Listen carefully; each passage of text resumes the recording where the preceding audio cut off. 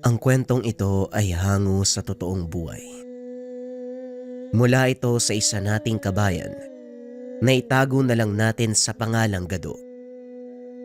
Walang eksaktong taon. Probinsya ng Sorsogon. Sigurado ka ba sa gagawin natin, Bimbo? Parang mali yung dinadaanan natin eh. Sigurado ako, Ram. Minsan na kaming nangaso dito, kaya alam ko yung lugar kung saan nahuli yung malaking baboy, Ramo. Eh bakit ba gusto mong bumalik dito? Ano ba kasing meron? May gusto lang akong makita. Nung mapatay kasi ni tatay yung baboy, may nakita kaming isa pang malaki. Kaso nakatakas ng babarilin eh. Eh di ba nga sabi ng tatay mo, nawala din yung huli niyong baboy Ramo? Yun nga ang dahilan kung bakit tayo bumalik dito. Kasi hindi ako makapaniwala na basta na lang maglalaho yung napakalaking baboy. Kasalukuyang nag-iikot sa gubat ang dalawang magkaibigan na si Bimbo at Ram. Hindi makapaniwala ang binata kung paanong nawala ang malaking baboy Ramon na nahuli ng ama. Nalingat lang sandali ang mga ito at nagulat ng tignan muli. Wala na sa kinalalagyan na parang may kung anong nilalang na biglang bumuhat. Biglang naglaho sa lugar. Kung may kumuha man ng baboy Ramo, hindi ba dapat may maiiwang bakas? Tama ka. Nandito tayo ngayon sa lugar kung saan inilapag ni tata yung nabaril nilang baboy. Tignan mong lupa sa paligid. Ni isang yapak ng paa ng kumuha, wala oh. Ngayon sabihin mo sa akin, paanong mawawala yung ganong kalaking hayop? Partida ha, patay na yon. Lingid sa kalaman ng dalawa, pinagmamasdan sila ng isang matanda. Nagulat ang magkaibigan nang bigla itong magsalita. Anong ginagawa niyo sa lugar na to? Alam niyo bang ipinagbabawal ang pagpasok dito? Tapos na ang panahon ng pangaso. Alam po namin, may hinahanap lang po kami. Gamit, tama, yun nga gamit. May naiwan po kaming mga gamit dito eh. Narinig ko yung pinag-uusapan niyo. Ang totoo, kanina pa ako nakabuntot sa inyong dalawa. Magsabi kayo ng totoo. Nawala ba ang huli niyo? Oho. Nawala nga po yung huli naming malaking baboy Ramo. Patay na yun eh, kaya imposible makatakbo. Saka napakalaki. Mas lalong imposible na buhatin nyo ng basta-basta palayo.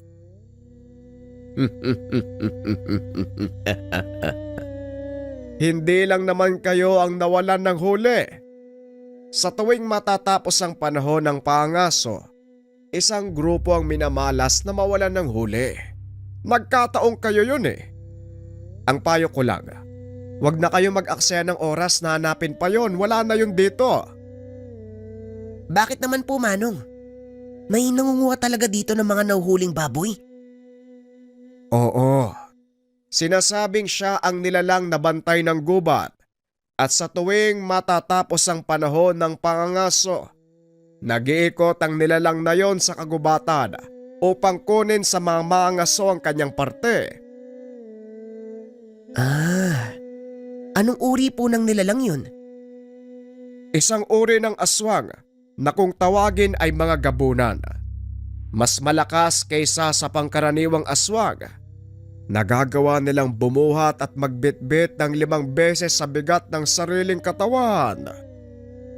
Natawa ang magkaibigan sa kwento ng matanda. Hindi naniniwala ang mga ito sa aswang o ano pang nilalang na naririnig nila sa kwento. Pasensya na po, Manong Pero aswang, hindi po kasi ako naniniwala sa mga ganun. At isa pa kung meron man, bakit hindi kami yung sinalakay? Ang mga gabunan ay hindi pumapatay at kumakain ng tao. Kadalasan hayop ang kinakain nila. Nakikisalamuha din sila sa atin nang hindi nalalaman ang kanilang totoong pagkakakilanlan. Ganun po ba? Ni minsan, hindi pa ako nakakaengkwentro ng ganun kaya hindi ako naniniwala. Wala namang pumipilit kung maniwala ka o hindi. Ang mahalaga, Binalaan ko na kayo na mapanganib ang bahagi ng gubat na ito sa ganitong panahon. Huwag po kayo mag-alala, Manong. Lalabas na din po kami ng gubat.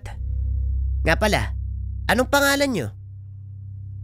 Tawagin mo kong Tatang Gado. Sige na, umalis na kayo bago pa magdilim. Matapos ang pag-uusap, kagad nang umalis ang matanda.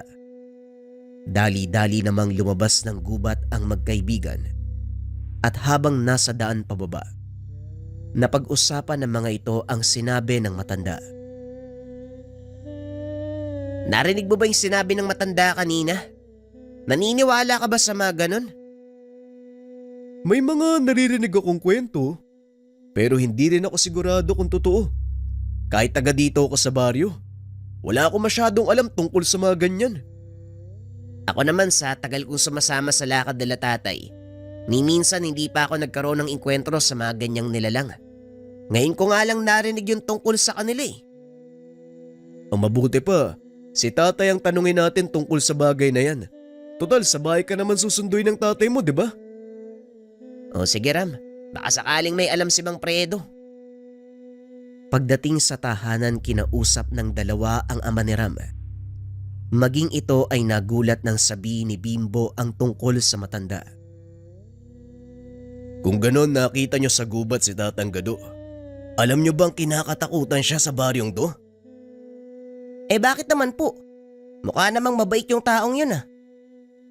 Oo, kung titignan, mukhang hindi kayang manakit ng taong yun. Pero ang totoo, isa siyang mabagsik na manunugis ng aswang. Kung ganun, totoo pala yung sinasabi niya sa amin. Binalaan ko na ang iyong ama, bago pa kayo tumuloy.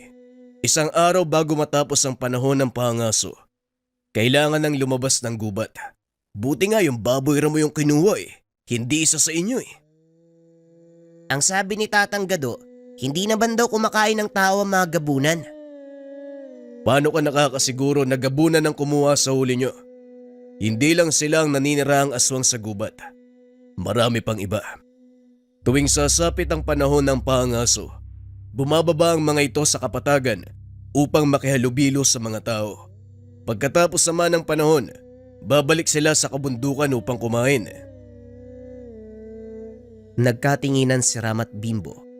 Sabay pasalamat na nakababa na sila bago pa man may mangyaring hindi maganda. Mabuti na lang nakalabas tayo bago pa may mangyari. Wala naman kayong dapat ikatakot. Lalo na nandun si Tatang Gado. Hindi niya kayo hahayaang mapahamak. Ganun pa man, nagpapasalamat kami, walang nangyaring masama. Mukhang natagalan si na tatay ah. Oo nga no, magagabi na. Hindi pa rin sila bumabalik. Ano kayang nangyari sa mga yun? Baka naman nagkatuwaan sa inuman. Hayaan mo na muna sila. Isang taon na naman ang lilipas bago kayo makabalik dito Kaya sinusulit ng tatay mo ang kanyang kalayaan. Pagbalik mo sa syudad, trabaho na naman ang atupagin yan. Kung sa bagay, palaging subsub sa trabaho yung tatay ko. Ay nako, napagod ako sa paglalakad ah. Pwede bang makidlip muna? O sige lang, doon ka sa kwarto ko para hindi ka maistorbo. Pumasok ang binata sa silid ng kaibigan at doon nagpahinga. Ngunit inabot na ng umaga, hindi pa rin nakakauwi ang ama ni Bimbo. Mukhang hindi na maganda ang nangyayari ah. Wala pa rin si tatay ah. Oo nga no. Bakit kaya hindi pa nakakabalik si na Tio Badong? Susundan ko sila sa playa. Dito lang kayo, lalo ka na Bimbo. Baka mag-iba sila ng daanan at magkasalisi kayo. Sige po, mag-aantay po kami dito.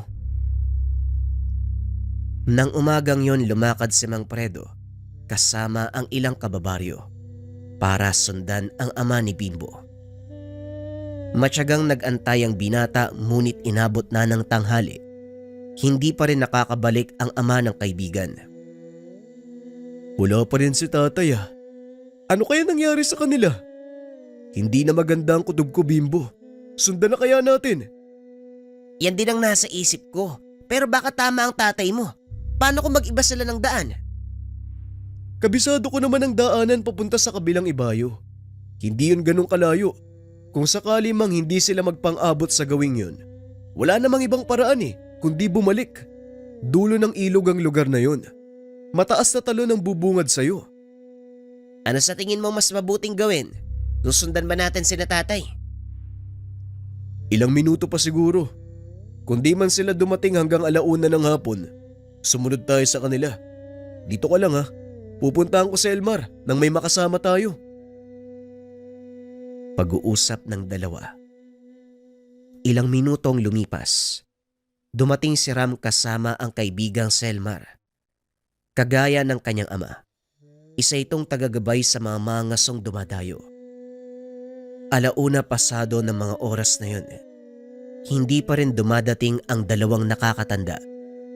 Kaya nagpasya sina Bimbo na sundan ang mga ito sa kagubatan. Alam naman ng tatay mo na tapos na ang panahon ng pangaso. Bakit pa nila pinayagan si Mang Badong na bumalik? Wika ni Elmar. Hindi ko nga rin alam kay tatay, Manong Elmar. Bimbo, may nabanggit ba sa yung tatay mo? Wala din sinabi sa akin si tatay. Maliban na lang sa hindi siya makapaniwala kung paanong nawala ang huli namin. Habang nag-uusap ang mga ito, nakita nilang lumabas ang ilang kalalakihan sa kagubatan. Kabilang ang mga ito sa pangkat ni Mang Predo. Dali-daling nilapitan ni Ram ang mga ito upang magtanong. Ayon sa mga kalalakihan, nakita nila si Mang Badong at kasalukuyang kasama ni Mang Predo sa isang malaking kuweba. Malapit ito sa lugar kung saan sila nangangaso. Ano pang ginagawa ni tatay dun? Sa palagay ko, malalaman natin yan pagdating dun. Bilisan nyo! Dali-daling pinuntahan ng tatlo ang nasabing kuweba. May kalsada papunta sa lugar, kaya naman makakapasok ang sasakyan. Doon nga ay nakita nila ang mga bakas ng gulong. Sa hindi kalayuan nakaparada ang sasakyan ng ama ni Bimbo. Pumasok ang tatlo sa kuweba at nanlaki ang mga mata. Nang makita ang napakaraming patay na baboy ramo, nakasabit sa bukana. Nakakasulasok na amoy ang sumalubong sa mga ito. Habang papailalim sila sa kuweba, lalong lumalakas ang masangsang na amoy. Parang babaliktad yung sikmura ko dito, Bimbo. Paanong napunta ang lahat ng mga to dito? Ang totoong tanong, sino magdadala ng mga baboy ramo sa lugar na ito at hayaang mabulok? Maya-maya pa natanaw nila si Mang Badong at Mang Predo. Nakatayo ang mga ito sa isang sulok habang may kung anong tinitignan sa pader. Mukhang maling lugar ang pinasok natin, Ram. Sabihan mo ang tatay mo. Lumabas na tayo. Bakit, Manong Elmar? Anong meron sa lugar na to? Pugad ito ng isang nilalang na kumakain ng nabubulok na laman ng hayop. Kung hindi ako nagkakamali, ang tinitignan ng tatay nyo, mga itlog ng nilalang na nakadikit sa dingding ng kuweba. Nilapitan ni Bimbo ang dalawang nakakatanda. Tinignan kung ano ang pinagmamasdan ng mga ito sa dingding ng kuweba. Napatunayang hindi itlog ng kung anong nilalang ang naroon, kung hindi mga guwit ng sinaunang nanirahan sa lugar. Inilalarawan ang pakikipaglaban ng mga tao sa grupo ng mga nilalang na ang kalahating katawan ay baboy at ang kalahating katawan ay sa tao. Salamat naman at mali ang akala ko. Hindi pala Durakol ang nakatira dito. Durakol? Malalaking bayawak? Meron bang ganun dito? Oo, Bimbo. Pero wala na sila at kung may mga natira man, iilan na lang. Dahil na rin sa mga mangaso. Ipinagbibili sa mataas na halaga ang balat nila, maging ang mga pangil na ginagawang bato sa mamahaling kwintas. Katumbas ng perlas sa mga ito. Bimbo, anong ginagawa nyo dito? Hindi ba't kabilin-bilinan ko? Huwag kayong susunod. Malamang nag-aalala kami, kaya sumunod kami dito. Teka, ano bang ginagawa niyo dito? May nakita akong bakas ng paa mula doon kung saan tayo nangaso. Sinundan ko at dito ako dinala. Tugon ni Manong Badong. Badong, kailangan na nating umalis. Maaaring nasa paligid lang ang kung anong nilalang na nakatira dito. Batay sa mga katawan ng baboy, aktibong tirahan ng lungga na ito. Hindi natin alam kung anong hayop ang naninirahan sa lugar. Mabuti pa nga, bago pa tayo abutan ng dilim. Bimbo, mauna kang umuwi sa atin. Sabihan mo ang iyong ina na kailangan ko manatili dahil may mga gagawin pa ako. Nababaliw ka na ba, Tay? Alam mo kung anong sasabihin ni nanay. Kaya mas mabuting dalawa tayong sumalo ng galit niya. Kung mananatili ka, ganun din ako. Bahala ka sa buhay mo. O syali ka na. Bukas na lang tayo bumalik. At kung anumang nilalangan nandito, gusto ko mahuli. Magdadala tayo ng mga patibong. Pag-uusap ng mag-ama. Habang palabas ng yungib, pagdating sa bandang bukana, nakasalubong ng mga ito si Tatang Gado.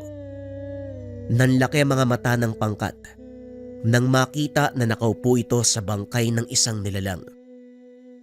Nilapitan ni Bimbo ang matanda at napagtanto. Ang nilalang na yon, isang malaking aso. Payo ko lang, huwag nyo nang ituloy ang anumang binabalak nyo. Nakikita nyo ba ang nilalang na ito? Paano nyo napatay yung malaking aso, Manong? Ito ang trabaho ko. Ang nilalang na ito, gabunang nakatira sa kuweba. Maswerteng napatay ko siya bago pa kayo abutan sa loob. Kung hindi, malamang, hindi na rin kayo makakalabas ng buhay. Maestro, ano pong ginagawa niyo dito? Tanong ni Elmar nang makita ang matanda. Huli itong lumabas. Sinigurado niyang walang bakas na maiiwan na maaaring gamitin ng kung anong nilalang para sundan sila. Nakita ko kayo na papunta sa lugar na ito. Ilang minuto lang ang nakalipas matapos kayong pumasok sa kuweba. Nakita ko naman ang nilalang. Kaya bago pa man siya pumasok at gawin kayong hapunan, inunahan ko na. Isa pa, mainam pang dagdag sa mga koleksyon ko ang pangil ng isang ito. Tugon ng matanda. Ipinakilala ni Elmar si Tatang Gado sa mga kasama. Lingid sa kalaman nito, nakausap na ni Bimbo ang matanda. Nakausap na namin siya doon kung saan kami nangaso. Siya din yung nagbigay sa amin ng babala tungkol sa mga aswang na nakatira sa gubat. Oo, pero halatang hindi kayo nakinig. Talagang pumunta pa kayo sa lungga nila. Ang lalakas ng loob nyo. Hindi nag-iisa ang nilalang na ito. Maaaring nakamasid sa atin ng ilan sa mga kasama niya. Kaya kung ayaw niyong maging hapunan ng mga aswang, magsipag-alisa na kayo. Ram, sumama na kayo kay Mang Predo pa ibaba. May iwan ako dito at tutulungan si Maestro. Ano bang gagawin niyo? Baka pwede akong tumulong. Hindi na, Bimbo. Masyadong mapanganib. Lalo pat hindi namin alam ang eksaktong bilang ng mga nilalang na nakatira dito. Yun na nga eh. Hindi nyo alam ang bilang ng kalaban. Kaya mas makakabuti kung sasamahan ko kayo. At ano naman sa palagay mo ang magagawa ng isang gaya mong taga-syudad? Kahit papano, marunong akong gumamit ng baril ha. Hindi uubra ang baril sa mga aswang dito, bata. Umuwi ka na. Huwag mong sayangin ang buhay mo. Hindi ito ang lugar para sa mga kagaya mo. Sundin na lang natin sila, Bimbo. Mas alam nila ang dapat gawin eh. Walang nagawa si Bimbo kung hindi sumama sa ama pabalik sa kapatagan. Ngunit hindi pa rin umuwi sa syudad ang mga ito dahil biglang sumama ang panahon. Mukhang titigil pa tayo ng ilang araw dito ah. Narinig ko sa radyo, meron daw paparating na bagyo eh. Dito ang tama sa lugar nyo, Predo. Tama ka. Usap-usapan din kanina sa kabisera. Ang ilan sa mga kababaryo namin ay lumikas na. Lalo na yung mga nasa malapit sa ilog. Napangiti si Bimbo nang marinig ang pinag-uusapan ng dalawang nakakatanda dahil nais nitong manatili at tuklasin ang pagkatao ni Tatang Gado. Sa kasamaang palad, kailangan ng ama na umuwi dahil sa trabaho. May mahalagang proyekto na kung hindi matatapos, maaaring maging dahilan sa pagkatanggal sa serbisyo. Kailangan mong lumuwas ngayong gabi. Bago pa man tumama ang bagyo. Ilang minuto lang naman nasa sementadong daan ka na papunta sa syudad. Walang magiging problema. O sige, mauna na kami. Babalik na lang siguro sa susunod na linggo para ituloy ang gagawin natin. Ikaw ang bahala pare. Basta nandito lang naman kami ng mga tropa. Biglang napaisip si Bimbo. Bakasyon naman, kaya piniling magpaiwan. Dito na lang muna ako kina Tio Fredo, tay. Total, wala naman akong gagawin dun eh. Baka mangunsumi lang si nanay sa akin. Bakasyon naman eh. O sige, mas mabuti yan. Wala akong iisipin sa biyahe. Babalik naman ako sa susunod na linggo. Tama, mas maganda yan. May dahilan ako para bumalik. Matapos mag-usap ng mag-ama, tumuloy na si Badong palawas ng syudad. Mabuti na lang kinabukasan pa tumama ang bagyo, kaya alam nila na ligtas itong makakauwi. Kinabukasan malakas ang buhos ng ulan. Walang magawa ang dalawang binata kundi manatili sa loob ng bahay hanggang sa mapansin ni Bimbo ang mga kawil na ginagamit ni Ram sa panguhuli ng palos. Parang gusto kong kumain ng palos ah. Ram, ano sa tingin mo? Wika ni Bimbo habang nakatitig sa mga kawil. Nilingon siya ni Ram at napangiti. Nababagot ka ano? O sige, kukuha lang ako ng mga bulate pang pain ha. Tamang-tama. Hindi pa gaanong kalakasan ng tubig sa sapa. Nang makabalik si Ram, nagpaalam ang dalawang binata na maunguha sa ilog. Saktong hindi pa lumalakas ang tubig dahil wala pang ulan sa kabundukan. Ito yung maganda sa lugar nyo, no? Kahit malakas yung ulan sa kapatagan, walang epekto sa ilog. Marami pa kasing puno eh. Kaya hindi mabilis tumaas ang tubig sa ilog. Tapos na akong itaan ng mga kawil. Tara, umuwi na tayo. Nang makapagpalit ng damit, nilalamig na ako eh. Umuwi ang dalawang binata. Hinayaang nakababad ang mga kawil sa ilog. Pagsapit ng hapon, medyo tumila ang ulan. Saka palang unti-unting tumaas ang tubig dahil umapaw na ang maliit na sapa sa kagubatan. Kinakailangan pandawin ang mga kawil bago pa ito anurin ng malakas na agos. Habang naglalakad sa gilid ng ilog, napansin ng dalawa si Tatang Gado. Nakatayo ito sa kabilang pangpang habang nakatingin sa kanila. Tignan mo sa kabilang pangpang oh. Si Tatang Gado yun, di ba? Oo, sabi ko nga sa'yo, dito siya naglalagi sa gubat. Nung nakaraan, nakita ko binunot niya yung ngipin ng malaking aso, yung nakasagupa sa kuweba. Ano bang ginagawa niya sa mga yun? Ang sabi ni Manong Elmar, koleksyon daw ng matandang yan ng mga pangil ng aswang na napapatay niya. At hindi lang yan ha. Alam mo bang kinakatakutan ng mga gabunan ng taong yan? Hindi ba sabi niya, mataas na uri ng aswang ang mga gabunan?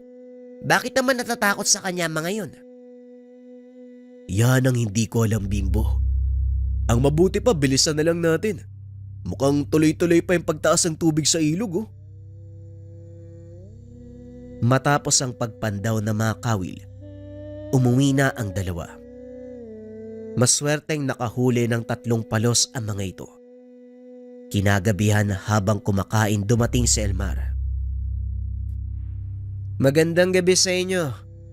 Pasensya na sa istorbo. Makikisilong muna ako, Manong Fredo. Sakto ang dating mo.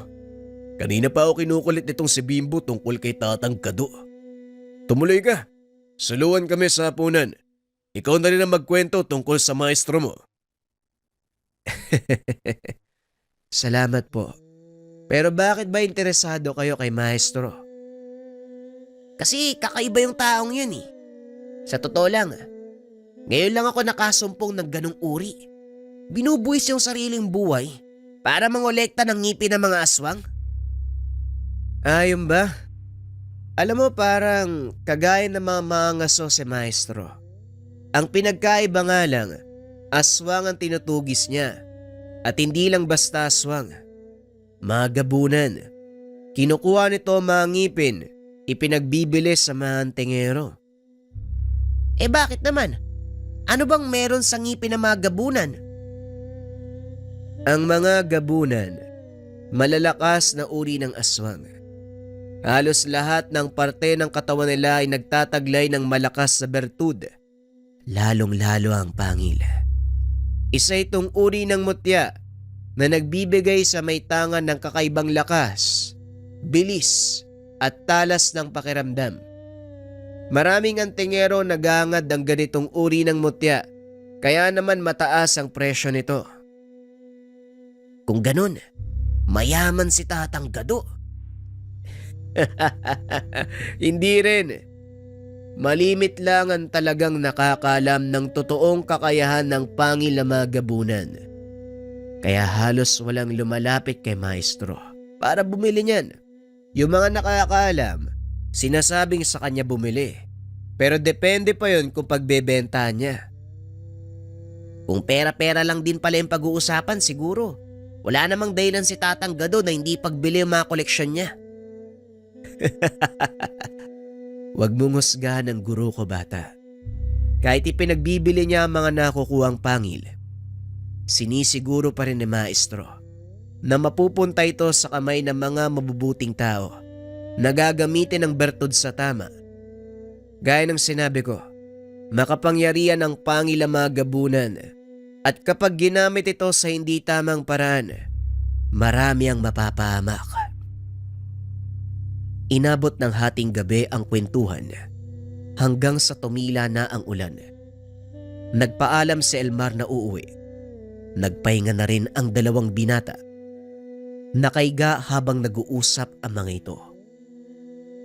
Pambihira talaga si Tatang Gado. Biruin mo, malakas sa aswang ang pinapatay niya. Ibig sabihin lang, mas malakas siya. Aba syempre, hindi ka naman makakapatay ng aswang kung wala kang sapat na kakayahan. At isa pa, kilala ding albularyo si Tatang Gado doon. Pero simula nang mamatay ang kapatid niya, itinigil ng matanda yung panggagamot niya.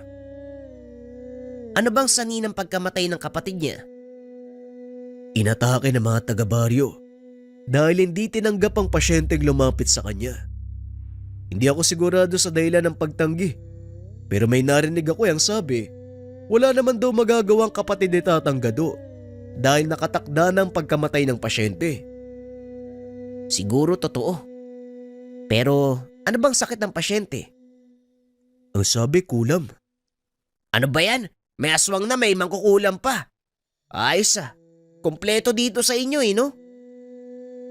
Maraming ganun sa probinsya namin.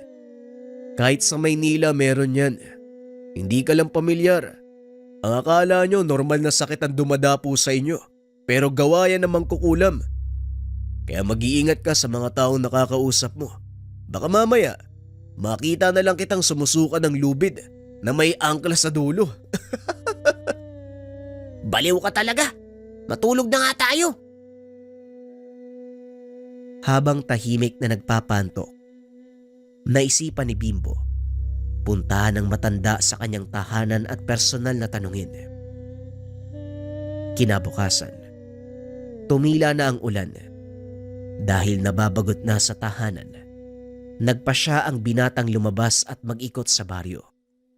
Hindi naman sumama si Ram dahil kailangan nitong ayusin ang kulungan ng mga manok na nasira ng malakas na hangin. Kasalukuyang naglalakad ang binata sa daan nang makita nito si Tatang Gado. May pasa na sako ng bigas. Mula ang matanda sa kabisera at alam ni Bimbo na pauwi na ito. Kaya naman sinundan ng binata si Tatang Gado. Nanatiling malayo si Bimbo para hindi siya maramdaman ng matanda. Matagumpay na nasundan papunta sa maliit na kubo. Pumasok si Tatang Gado at nilapag ang sako ng bigas. Dahan-dahang naglakad ang binata. Ngunit laking gulat nito. May malamig na bagay na dumikit sa kanyang lalamunan. Anong ginagawa mo dito? Bakit mo ko sinusundan? Nakaramdam ng takot ang binata dahil alam niya, tutuluyan siya ni Tatang Gado. Pasensya na po kayo, Tatang. Gusto ko lang po sana makipag-usap sa inyo. Makipag-usap? Tungkol saan? Marami po akong tanong sa isip ko tungkol sa mga aswang at sa inyo. Gusto ko pong makilala kayo ng lubusan para maunawaan ko yung mga bagay-bagay. Ibinaba ng matanda ang patalim. Tinulak si Bimbo papasok ng tahanan. Maupo ka sa sulok. Huwag gagalawin ng kahit ano. Magbibihis lang ako. Nanatiling nakaupo ang binata sa sulok habang pinagmamasdan ang loob ng kubo. Madilim sa lugar. Nakasara ang mga bintana. Ngunit nang buksan ni Tatang Gado ang mga ito ay pumasok ang liwanag. Tumambad kay Bimbo ang napakaraming bungo ng kung anong mga nilalang. Sa tagal ng pananatili ko sa baryong ito, ngayon pa lang ako nakasumpong ng taong umaapaw ang kuryosidad. Ano ang pakay mo at bakit gusto mong malaman ang lahat ng tungkol sa ginagawa ko? Wala naman po, Tatang. Naintriga lang talaga ako sa hanap buhay mo. Biruin mo. Buwis buhay ang ginagawa mong pagtugi sa mga aswang. Sa totoo lang bilang anak ng isang mangaso, ngayon lang ako nakasumpong ng kagaya mo. Sa tingin mo, espesyal ang mga katulad ko. Parang gano'n na nga, Tatang, pero wag niyo sanang mamasamain Humahanga talaga ako sa lakas ng loob niyo. Paano po niyo nalaman na ang pangil ng mga gabunan may taglay na, anong tawag dun? Bertud? Kahit kailan talaga itong Selmar, hindi marunong manahimik. Ano pang nasabi sa'yo ng taong yon? Wala naman po. Maliban sa dati kayo manggagamot. Propesyon na minsan kong tinalikuran dahil sa takot. Magtanong ka ng ibang bagay maliban dyan. Ayoko nang balikan ang nakaraan. Dahil sa sinabi ng matanda, lalong napukaw ang kuryosidad ng binata. Yun nga po ang gusto ko malaman, Manong Bakit kayo minto sa panggagamot? Totoo ba yung sinabi ni Elmar dahil sa pagkamatay ng... Hindi na ituloy ng binata ang sasabihin. Bigla itong tinutukan ni Tatang Gado ng itak sa liig. Isa pang maling salita. Hindi ka na makakalabas ng buhay sa kubong ito. Kalma lang po, Tatang. Pasensya na po. Hindi na po ako magtatanong tungkol dyan. Huminga ng malalim ang matanda at binaba ang itak. Pasensya ka na rin. Hindi ko maiwasang magalit sa tuwing maaalala ang pangyayaring yon. Mahusay na manggagamot ang kapatid ko. Binuwis ang buhay para makatulong sa iba. Walang hinihinging kapalit. Pero sa isang pagkakamali na hindi naman siya may gawa, hinusga nila si Delpin at pinatay. Nakita ni Bimbo ang matinding galit sa mga mata ng matanda. Kaya tumayo ang binata at hinawakan nito sa balikat. Mabigat ang dinadala niyo, Tatang. Paliwanag niyo po sa akin ang pangyayari, makikinig po ako. Nang sa ganun, mabawasan ang dinadala niyong sama ng loob. Napatingin si Tatang Gado sa binata at naupo. Walang nakakaunawa sa akin. Inakala ng mga taong tinalikuran ko sila simula nang mamatay si Delpin. Hindi ko na ipinagpatuloy ang paggagamot sa takot na baka magkamali din ako at masayang ang maraming taon kong pagtulong sa kanila. Dahil din sa pagkawala ng kapatid ko, lumakas ang loob ng mga aswang at mangkukulab. Sinakop nila ang kagubatang ito at pinamugaran. Maging ang malalakas na mga aswang nanatili na rin sa lugar dahil alam nilang ligtas sila. Kung sanktuaryo lang ang hinahanap na mga gabunan, bakit mo sila tinutugis at pinapatay? Kailangan ko ang kanilang mga bertud para maging mas malakas. Nung una, pansariling dahilan ng pagpatay ko sa kanila. Ngunit kalaunan, nakita ko ang kahalagaan nito sa ibang kagaya ko. Simula noon tinugis ko sila. Kinuha ang kanilang mga pangil.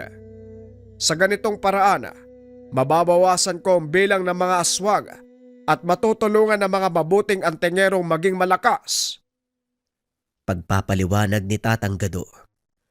Alam ni Bimbo na may mas malalim pang dahilan kung bakit ito ginagawa ng matanda.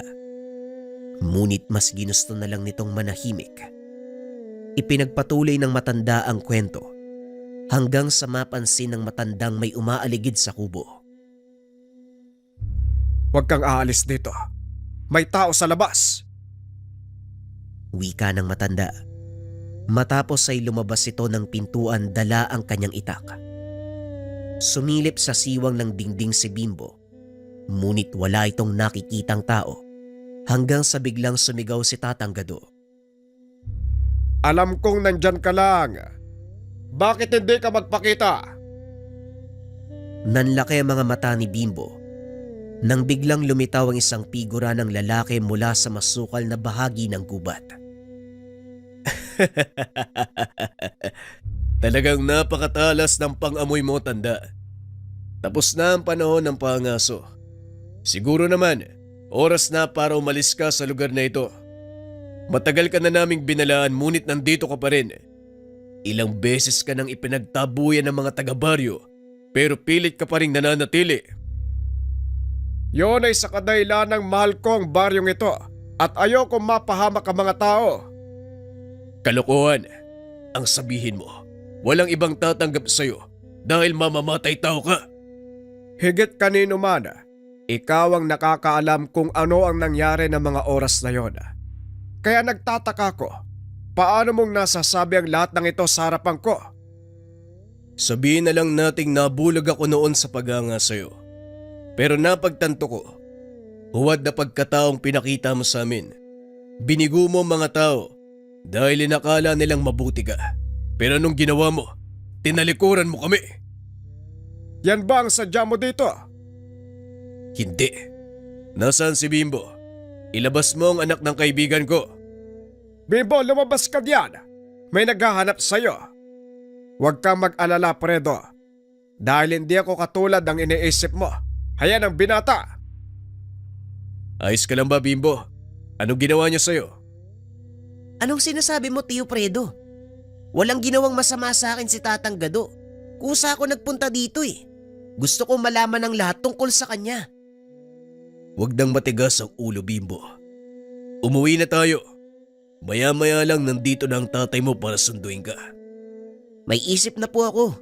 Hindi nyo kailangan turuan ang mga dapat kong gawin. Narinig ko ang panig ni Tatang Gado. Malayo to sa mga naririnig ko sa inyo. Kung ano man ang sinabi ng matandang yan, yon ay purong kasinungalingan. Nasa'yo kung maniniwala ka sa kanya. Pero sinasabi ko, kapamakan lang ang makukuha mo kung palagi kang didikit sa kanya.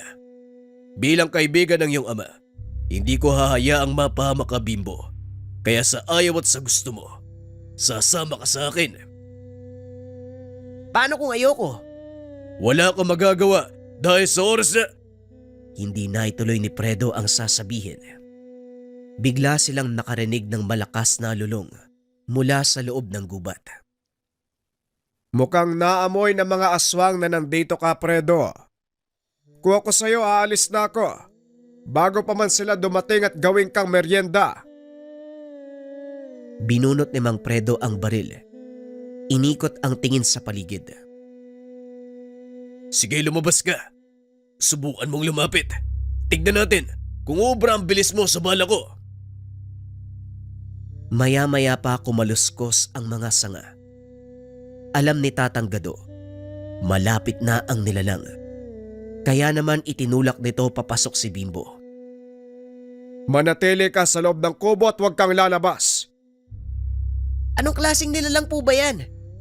Batay sa lakas ng presensya, isang gabunan ang nakaramdam kay Fredo. Akala ko po ba, hindi kumakain ng tao mga gabunan? Hindi nga, pero pumapatay sila. Lalo na kung nasa loob ng teritoryo ng isang gabunan ng tao. Maya-maya ay nagpakita ang malaking aso. Pinagbabaril ni Mang Fredo. Ngunit hindi man lang tumalab ni isang bala sa katawan ng nilalang. Dinamba siya ng malaking aso at tuluyang nilapa. Pipigilan pa sana ni Bimbo ang nilalang. Kaso nga lang wala nang nagawa. Tinangay ng aswang ang katawan ng Ginoo. Wala ka nang magagawa pa, Bimbo. Hindi mo na maaabot ang buhay si Fredo. Sa mga sandaling ito, gutay-gutay na ang kanyang kalamnan. Bali na ang mga buto at malamang wala ng buhay. Pero tatay po siya ng kaibigan ko.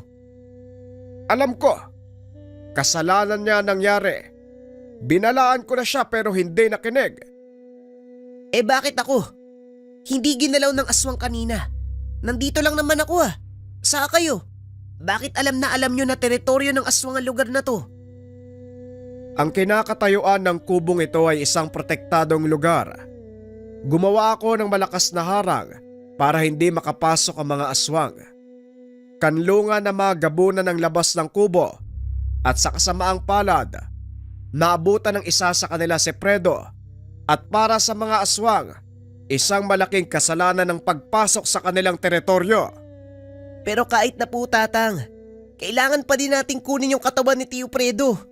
Paano ko ipapaliwanag kay Ram yung nangyari at sa asawa niya? Hindi na kailangan, Bimbo. Nakita ko yung pangyayari. Kasalanan mo ang lahat. Kung hindi ka umalis ng bahay, hindi sana sumunod si tatay para hanapin ka. Ikaw ang dahilan ng kamatayan ng tatay ko. Mamamatay tao ka! Ibinunton ni Ram ang sisi sa pagkamatay ng kanyang ama kay Bimbo. Walang magawa ang binata dahil alam niya na totoo ang sinasabi nito. Siya ang dahilan kung bakit naroon si Mang Fredo. Patawarin mo ako, Ram. Hindi ko akalaing aabot sa ganito eh. Sana sumama na lang ako sa kanya pa uwi eh. Huwag mong sisihin ang sarili mo sa pagkamatay ng isang tao na mahina ang pag-unawa. At ikaw naman, Ram, kung sa tingin mo talagang may kasalanan si Bimbo, nasa iyo yun. Alam kong nandito ka habang nag-uusap kami. Narinig mo naman siguro ang mga sinabi niya. Wala akong pakialam sa mga sinasabi mo. Tandaan mo ang araw na to, Bimbo. Simula ngayon, pinuputol ko na yung pagkakaibigan natin. Hindi na nakapagsalita ang binata. Dali-daling tumakbo si Ram palabas ng gubat. Susundan pa sana ni Bimbo ang kaibigan. Inawat siya ni Tatang Gado. Hindi ka papakinggan ni Ram sa kasalukuyan niyang estado. Mas mabuting hayaan mo muna siya mag-isip. Pag-isipan ang mga pangyayari. Sa ngayon dumito ka muna. Ako nang bahalang humanap sa bangkay ni Fredo. Wika ng matanda. Sabay lakad papasok sa masukal na gubat kung saan pumasok ang nilalang. Habang nasa kubo, nakita ni Bimbo, hindi nadala ng matanda ang suot na kwintas, maging ang pangil ng gabunan. Isinot ito ni Bimbo, dinala ang itak, sabay takbo para sundan si Tatang Gado. Nagawa nitong matunton ang bakas ng matanda, ngunit hindi niya ito mahanap. Idagdag mo pa ang masukal na kagubatan na halos hindi mapasok dahil sa makapal na matitinik na halaman. Ilang sandali lang, napansin ni Bimbo ang matanda. Nakatayo lang ito sa gitna ng maliit na parte ng gubat. Walang puno. Akmang lalapitan na sana ng binata, ngunit biglang nagpakita mula sa kung saan ang malaking lalaki. Nakita ni Bimbo ang takot sa mukha ni Tatang Gado. Pilit itong kinakapa ang itak, ngunit napagtanto na hindi niya dala. Kapag minamalas ka nga naman, sa lahat ng pwede kong makalimutan, Talagang itak ko pa. Bueno, gawin mo na ang gusto mong gawin. Wika ng matanda habang nakatitig sa mata ng malaking nilalang. Matagal kong inantay ang pagkakataon.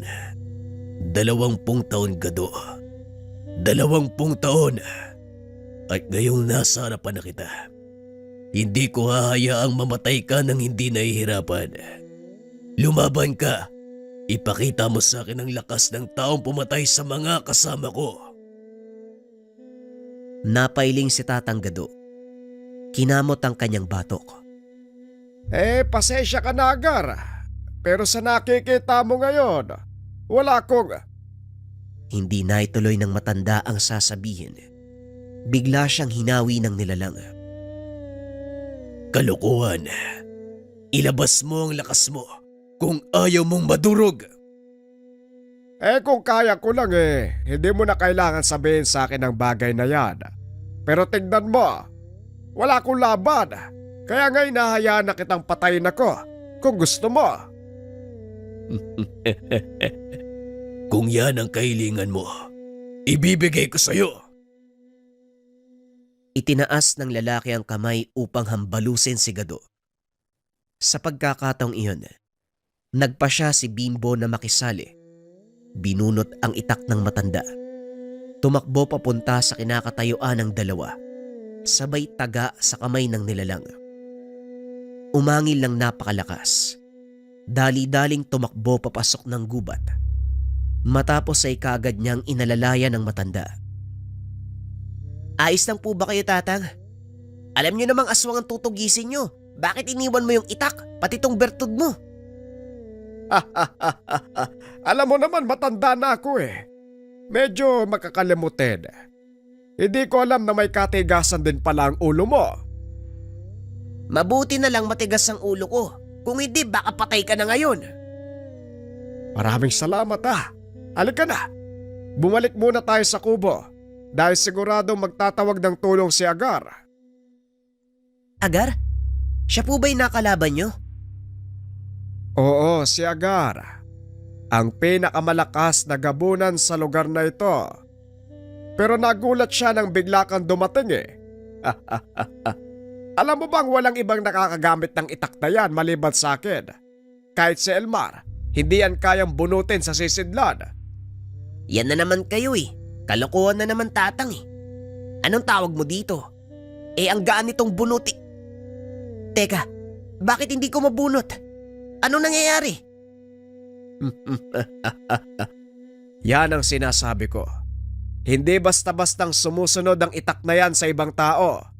Pero nagawa mo siyang pasunurin kanina. Ano po bang meron sa itak na to? Binasbasa ng isang ermitanyong itak na yan. At tanging taong may mabuting kalooban lang ang may kakayahan na bumunot nito. Hindi, biro lang. Kadalasan naiipit sa sisidlan yung talim Kailangan mo lang angguluhan para mabunot. O gaya nito, tignan mo. Pinitik ng matanda ang hawakan ng itak. Nagawa niya itong bunutin ng walang kahirap-hirap. Akala ko naman may kung anong sumpa o orasyon yung itak. Kamunti ka na nga kayong mamatay. Nagagawa niyo pang magloko. Huwag kasi masyadong seryoso. Kunin mo nga yung mga garapon. Pakikuha din yung malinis na tela. Gagamutin ko muna yung sugat ko. Tulungan na po kita, Tatang. Ginamot ng binata ang sugat ni Tatang Gado. Nagpahinga sandali. Balak nilang sundan si Agar at tuluyan ng tapusin ang paghahari-harian nito sa kagubatan. Ito na ang tamang panahon. Kailangan ng tapusin ang aswang na yon bago pa man ako mawala sa mundo. At sa palagay ko, nagawa mo siyang putulan ng kamay, hindi ba? Siguradong mahina siya ngayon. Tamang-tama ang pagkakataon. Bakit po ba? Ilang beses na ba kayo nagkaharap niyan? Akala ko ba may kakayahan kang pumatay ng gabunan? Bakit hindi mo yun magawa sa kanya? Si Agar ay isang purong gabunan. Isang pinuno mula sa naglahong tribo ng mga aswang. Noon, hindi ko nakikita na banta siya sa mga tao. Pero ngayon, alam kong sa oras na mapatay niya ako, magkakaroon siya ng pagkakataong maminsala sa baryo hanggang sa mga bayan. Pag-uusap ng dalawa habang papasok ng kagubatan. Sinundan ng mga ito ang bakas ng dugo ni Agar hanggang sa matunto nila ito sa isang malaking puno ng duhat sa kalagitnaan ng kagubatan. Nakaandusay sa paanan ng puno ang gabunan habang iniinda ang sugat. Napapasigaw ito dahil sa galit. Hindi makapaniwala na magagawang putulin ng isang mortal ang kanyang kamay. Walang iya kayong mga tao. Nananahimik kami. Pilit yung ginagambala ang aming tirahan. Hindi kayo nararapat sa lugar na ito. Ilang beses ko nang pinaliwanag sa'yo. Maraming tao ang nagagawi dito sa panahon ng pangaso. Kaya manganganib lang ang buhay nyo. Kaso hindi ka nakinig, pinairal mo ang kayabangan at pagiging pinuno. Ngayon tignan mo ang nangyari. Sa palagay mo, may naidulot bang kabutihan ng pagiging matigas ang ulo? Wala na kaming ibang paglalagyan dahil halos lahat ng gubat sinisira ng mga tao. Ito lang ang natatanging tirahan para sa amin. Naunawaan ko ang sinasabi mo. Ngunit manganganib lang kayo dito. Intindihin mo ang sinasabi ko, Agar. Nasaan ang iyong kakayahang magtimbang ng mga bagay-bagay? Isa kang pinuno ng malakas na angkan ng mga aswang at bilang pinuno, hindi lang dapat puro dahas ang pinapairal. Kailangan mo ring isipin ang kapakanan ng iyong nasasakupan. Nakasalalay sa iyo ang kanilang kaligtasan. Pero tignan mo, huli na ang lahat dahil mag-isa ka na lang. Mas malaki ang dahilan ko para ubusin kay mga tao. Dahil pinatay nyo ang aking mga kalay. Yun din ang gagawin ko sa inyo. Tugon ni Agar. Matapos ay dahan-dahan itong tumayo at sinugod si Tatang Gado. Dali-daling tinulak ng matanda ang binata.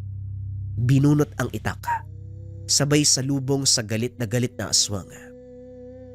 Gamit ang likod ng itak, hinambalos ng matanda si Agar. Tinamaan ito sa tagiliran. Ininda ng gabuna ng atake.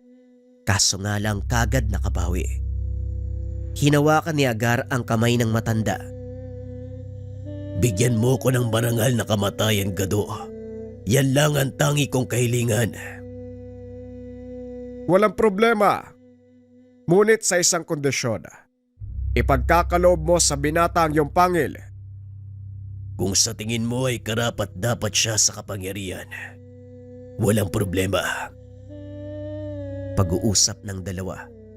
Sabay tulak sa isa't isa palayo. Muling nagsalpukan ng mga ito. Namangha si Bimbo sa mga nakikita. Napakabilis ng galaw ng mga ito na halos hindi masundan ng mga mata. Tanging tunog ng pagtama ng mga suntok ang naririnig ni Bimbo hanggang sa isa sa kanila ang tuluyang bumagsak. Nakita ni Bimbo, nakahandusay sa lupa si Tatang Gado. Ngunit hinayaan ito ng gabuna na bumangon. Bagay na ipinagtataka ng binata. Alam niyang magkatunggali ang dalawa at nais nilang patayin ang isa't isa.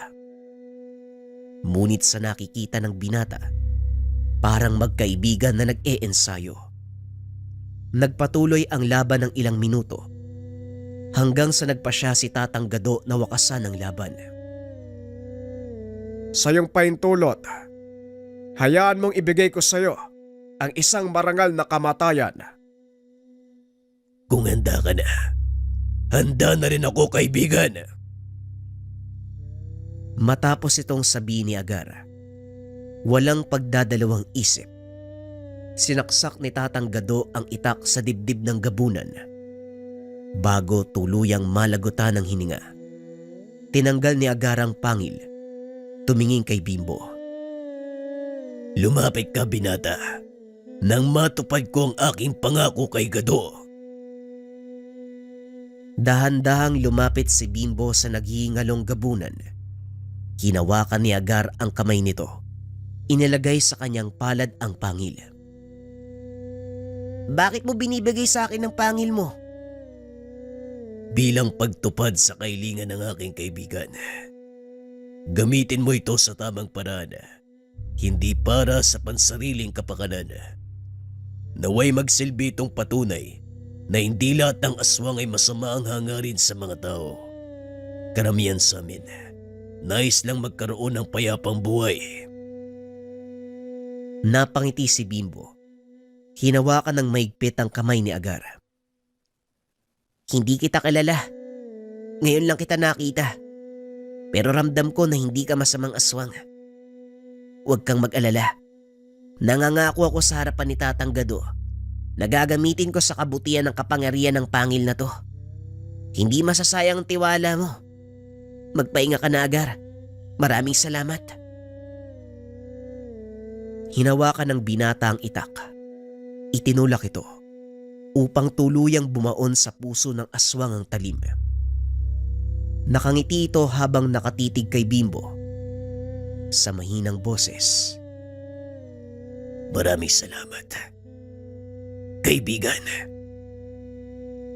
Tuluyang nalagot ang hininga ni Agar. Unti-unting naging abo ang katawan. Isang maliwanag na bolang apoy ang lumabas mula dito. Sa wakas, dumating na ang pinakaaasam mong pahinga. Paalam, Agar. Butihin kong kaibigan. Ilang minutong katahimikan ang inalay ng dalawa para kay Agar. Matapos ay dumating si Elmar at Ram. Itinaas ni Bimbo ang hawak na itak dahil nakita nitong may dalang baril ang kaibigan. Ngunit nagulat ang binata sa sinabi nito. Ibaba mong itak, Bimbo. Wala akong intensyon na labanan ka. Kasalanan ng tatay ko nangyari kung bakit siya namatay. Patawad kung sinisi kita. Hindi ko dapat sinabi ang mga bagay na yun sa'yo. Hindi rin kita masisisi pero tapos na ang lahat. Wala na tayong magagawa. Ang mahalaga, wala nang mangyayaring gulo sa hinaharap. Pag-uusap ng magkaibigan. Napansin ni Elmar ang hawak ni Bimbo. Sandali lang. Parang pangil ng gabunan ng hawak mo. Huwag mo sabihin, ikaw ang nakapatay sa pinuno nila. Siyang tunay, Elmar. Dinaig ka pa ng isang binata na walang kasanayan. Binabati kita, Bimbo. Alam mo ba, matagal na panahon kong inasam na makuha ang bertud na yan. Kabaliktaran naman ang gusto kong mangyari. Ni minsan hindi ko pinangarap ang magkaroon ng ganito. Pero dahil pinagkatiwala sa akin ni Agar, tatapusin ko ang pangako ko sa kanya. Siguro naman, nauunawaan mo ang lahat ng tungkol kay Tatang Gado. Ang mga pangil na nakukuha niya mula sa mga gabunan, kusang pinagkakalob sa kanya. Oo, Manong, napagtanto ko yun. Nung binigay sa akin ni Agar yung pangil niya. Pero bakit siya tinawag na kaibigan ni Tatang Gado? Matalik kaming magkaibigan ni Agar. Nawalan sila ng tirahan nang pasukin ng mga ilegal na magtotroso ang kabilang bahagi ng kabundukan. Napadpad sila sa lugar na ito kung saan mas makapalang gubat. Sa kasamaang palad, pugad din ng mga mangasong lugar na ito kaya unti-unti silang naubos. Kung tutuusin, hindi pala talaga mga aswang ang kontrabida dito, kundi tayo mga tao. Maraming buhay ang nasayang dahil lang sa pagiging makasarili natin. Pag-aangad ng tinatawag nating marangyang pamumuhay. Tama ka. Hinahabol natin ang buhay na madali at walang kahirap-hirap. At habang ginagawa natin yon, unti-unti nating nasisira ang regalong ipinagkalob sa atin ng kalikasan. Siguro panahon na para ibenta ang mga gamit ko sa pangaso. Mangawil na lang ako ng palo sa ilog. Ano sa tingin mo, Ram? Mas maganda ang ganun, Bimbo. Ilang taon matapos ang pangyayari, nagbago ang buhay ni Bimbo. Muli itong bumalik sa lugar At sa pagkakataong iyon, isa siyang matagumpay na abogado. Nagsimula ng advokasya ang binata, pangalagaan ang kabuntukan. Huminto na rin si Mang Badong sa pangaso. Ibinaling ang atensyon sa pamimingwit. Hindi lubusang maisip ni Bimbo na magiging daan ng kanyang karanasan para magtagumpay sa buhay at maging ehemplo sa lahat. Ito ay dahil sa isang kaganapan na minsan niyang makilala si Tatang Gado, ang mamamatay gabunan.